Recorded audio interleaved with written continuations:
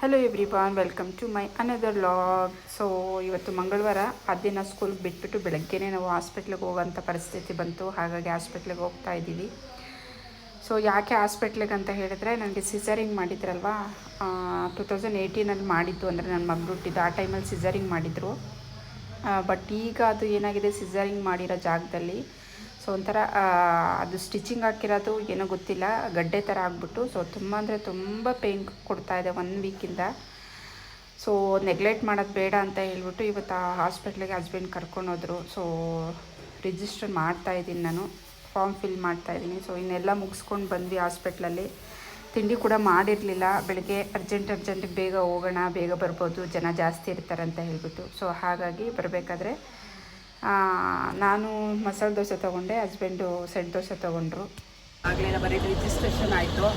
ಡಾಕ್ಟ್ರನ್ನು consult ಮಾಡಿದ್ವಿ, but scanning ಹೇಳಿದ್ರು. ಸ್ಕ್ಯಾನಿಂಗಿಗೆ ನಾವು ಅಪಾಯಿಂಟ್ಮೆಂಟ್ ಮುಂಚೆನೇ ತೊಗೋಬೇಕಂತ.